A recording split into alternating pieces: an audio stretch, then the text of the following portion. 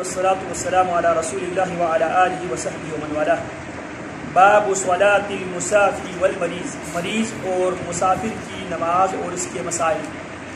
اس سلسلے میں چند احادیث ہم پڑھ چکے ہیں، آج ہم پڑھیں گے. وعن انس رضی اللہ عنہ، سیدنا انس رضی اللہ تعالی عنہ سے، واؤمن اور ان سے، انس سے، وعن انس اور انس سے. کون ہے انس؟ خادم رسول اللہ صلی اللہ علیہ وسلم، رسول اکرم صلی اللہ علیہ وسلم کے خادم جناب انس رضی اللہ تعالی عنہ سے. قال، وہ فرماتے ہیں، کان رسول اللہ صلی اللہ علیہ وسلم اذا ارتحل فی سفر قبل ان تزیغ الشمس. نبی علیہ السلام جب بھی آپ سفر کرتے، قبل ان تزیغ الشمس، سورج ڈلنے سے پہلے اگر آپ سفر کرتے تو اخر الظہر، آپ ظہر کو مؤخر کرتے تھے، لیٹ کرتے تھے، الى وقت العصر، عصر کی وقت تک.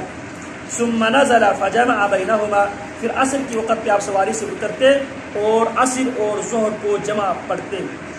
فإن زاغت الشمس قبل ان يرتحل، اگر سورج آپ کے سفر سے پہلے ڈل جاتے تو آپ علیہ السلام صلی الظہر، ظہر کی نماز آپ پڑھتے. ثم رکبا، پھر آپ سوار ہو جاتے. متفق علیہ، اسے بخاری مسلم دونوں نے روایت کیا. وفی روایت حاکم، اور امام حاکم کی دوسری روایت میں، فی الاربعین میں، باسناد صحیح، صحیح اسناد کے ساتھ، صلی الظہر والعصر ثم رکبا. نبی علیہ السلام سورج ڈلنے کے بعد جب سفر کا ارادہ کرتے تو آپ عصر اور ظہر کو پڑھتے، پھر آپ سفر کرتے. اس میں کیا تھا؟ سورج ڈلنے کے بعد اللہ کے نبی صرف ظہر پڑھ کے نکلتے. حاکم کی روایت میں کیا ہے؟ جب نبی علیہ السلام سورج ڈلنے کے بعد سفر کا ارادہ کرتے تو آپ ظہر اور عصر دونوں کو ظہر کے ٹائم پہ جمع تقدیم کرتے. ثم رکبا، پھر آپ سفر کرتے. ولی ابی نعیم، اور ابی نعیم میں فی المستخرج مسلم، کان اذا کان فی السفر فزالت الشمس صلی الظہر والعصر جميعا ثم ارتحل. ابی نعیم نے بھی مستخرج مسلم میں یہ روایت ذکر کیا ہے. نبی علیہ السلام سورج ڈلنے کے بعد جب آپ سفر کرتے تو عصر اور ظہر کو ساتھ پڑھتے، پھر آپ سفر کرتے. وعن معاذ، اور سیدنا معاذ رضی اللہ تعالیٰ عنہ سے روایت ہے، قال خرجنا مع رسول اللہ صلی اللہ علیہ وسلم فی غزوۃ تبوک، ہم پیارے پیغمبر علیہ السلام کے ساتھ نکلے تھے، گئے تھے غزوہ تبوک میں. فکان یصلی الظہر والعصر جميعا، آپ ظہر اور عصر کو جمع پڑھتے تھے. والمغرب والعشاء جميعا، اور مغرب اور عشاء کو بھی آپ اکٹھے پڑھتے تھے. رواہ مسلم، اسے امام مسلم رحمہ اللہ نے روایت کیا. تو ظہر اور عصر کو جمع کیا جا سکتا ہے، اور ایسے ہی مغرب اور عشاء کو بھی جمع کیا جا سکتا ہے. اور قصر کے لیے تقریباً 88.5 کلومیٹر کا ایک روایت یہاں پہ ذکر کیا گیا، لیکن یہ روایت ضعیف ہے. وعن ابن عباس قال قال رسول صلی اللہ علیہ وسلم لا تقصر الصلاة في اقل من 4 برد من مکہ الى اصفہان. جناب ابن عباس فرماتے ہیں کہ نبی علیہ السلام لا تقصر الصلاة، نماز کو قصر نہ پڑھو، اقل کم من 4 برد، 4 برد سے کم کی مسافت پر نماز قصر نہ پڑھ لو. من مکہ الى اصفہان، اور وہ 4 برد کدھر سے کدھر تک ہے؟ مکہ سے لے کے اصفہان تک، اور یہ 88 کلومیٹر کی مسافت بنتی ہے، لیکن یہ روایت ضعیف ہے. رواہ الدارقطنی باسناد ضعیف، اس کو امام مسلم نے، امام دارقطنی نے ضعیف سند کے ساتھ روایت کیا ہے. والصحیح انہ موقوف کذالک، اور صحیح بات یہ ہے کہ یہ موقوف حدیث ہے، مرفوع نہیں ہے. موقوف سے مراد، موقوف کون سی حدیث ہوتی ہے؟ ایک مرفوع حدیث ہوتی ہے، ایک موقوف حدیث ہوتی ہے. کیا ہوتا ہے؟ صحابہ تک ہی پہنچے، صحابی تک ہو، صحابی نے یہ کیا، صحابی نے یہ کہا، لیکن اللہ کی صحابی ہے کہ اللہ کے نبی نے ایسا کیا یا ایسا کہا. والصحیح انہ موقوف کذالک اخرجہ ابن خزیمہ، امام ابن خزیمہ نے اسی طرح روایت کیا. وعن جابر رضی اللہ عنہ قال قال رسول اللہ صلی اللہ علیہ وسلم خیر امتی الذین اذا اساءوا استغفروا واذا سافروا قصروا وافطروا. اخرجہ الطبرانی فی الاوسط باسناد ضعیف وهو فی مرسل سعید بن مسیب عند البختی مختصرا.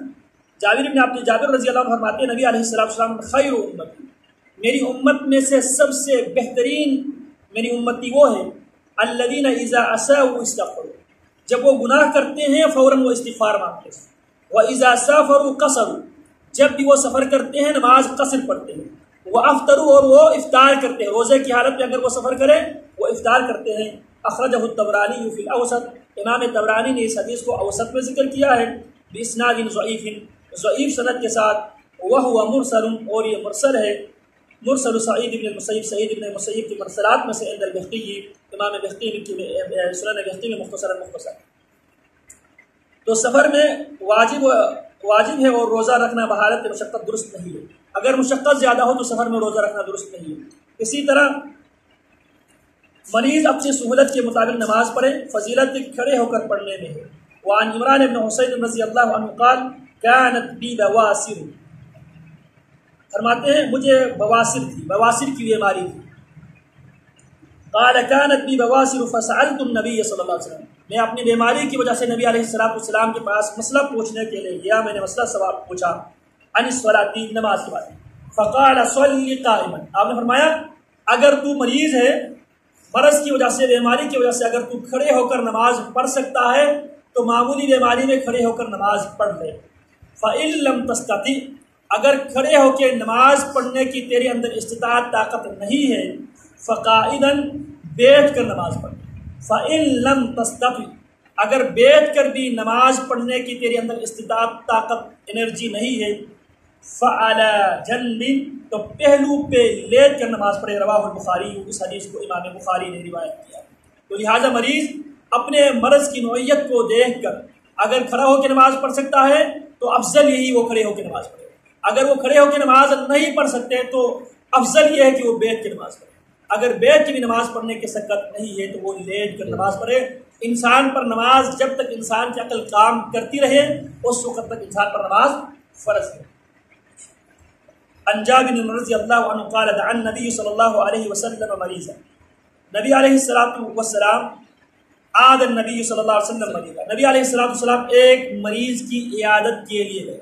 عاد منا عیادت کے لیے گئے۔ النبی صلی اللہ علیہ وسلم، رسول اللہ صلی اللہ علیہ وسلم، مریضاً، ایک مریض کے، فرآہ یصلی علی وسادتہ، آپ نے دیکھا وہ مریض یصلی، وہ نماز پڑھ رہا تھا، علی وسادتہ، سرانا کے اوپر، سرانے کے اوپر وہ نماز پڑھ رہا تھا۔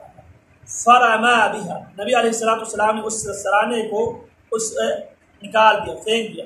وقال، اور کہا صلی علی الارض ان استطعت، آپ نے فرمایا سرانے پر نہیں، صلی علی الارض، اے مریض تو زمین پر نماز پڑھ، ان استطعت، اگر تیری اندر طاقت ہے تو زمین پر نماز پڑھ۔ وَإِلَّا فَعَوْمِ إِمَاءً إِيمَاءً، وَإِلَّا، اگر تیرے پاس پڑھنے کی، زمین پہ بیٹھ کے پڑھنے کی بھی طاقت نہیں ہے، فَعَوْمِ إِيمَاءً، اشاروں سے نماز پڑھ لے۔ فَعَوْمِ اشارہ کر، ایمان اشارہ کر، نماز اشاروں سے کر، رکوع سجود کے اشارے کر۔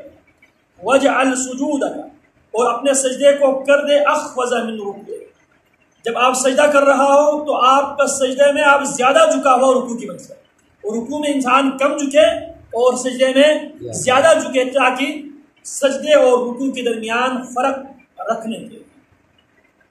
رواہ البختی، اسے امام بختی نے روایت کیا۔ سجدہ زمین پر کرنا چاہیے، عذر ہو تو اشارہ کرے، تکیہ پر سجدہ نہ کرے، اس حدیث سے یہ مسئلہ ثابت ہوتا ہے۔ وعن عائشہ رضی اللہ عنہا قالت رأیت النبی صلی اللہ علیہ وسلم یصلی متربعا، سیدہ عائشہ رضی اللہ تعالیٰ عنہ فرماتی ہیں کہ میں نے نبی اکرم صلی اللہ علیہ وسلم کو نماز پڑھتے ہوئے میں نے دیکھا، یصلی متربعا، نبی علیہ السلام چار زانوں ہو کے نماز پڑھتے تھے۔ چار زانوں، یہ اس طرح آپ علیہ السلام نماز پڑھتے تھے، اور یہ نبی علیہ السلام کی کوئی فرض نماز نہیں تھی، تہجد کی نماز تھی، نفلی نماز تھی۔ کیوں؟ دلیل کیا ہے؟ نبی علیہ السلام نے صحابہ کرام کو یہ ہدایت کر رکھا تھا، سب سے بہترین نماز آدمی کا فرض نمازوں کے علاوہ وہ گھروں میں نماز ہے۔ تو نبی علیہ السلام سیدہ عائشہ نے دیکھا، تو اس کا مطلب ہے کہ نبی علیہ السلام گھر میں نفلی نماز پڑھتے تھے، کیونکہ فرضی نماز اللہ کے نبی جماعت کے ساتھ مسجد میں ادا کیا کرتے تھے۔ وصلی اللہ وسلم علی نبینا محمد وعلی آلہ وسلم۔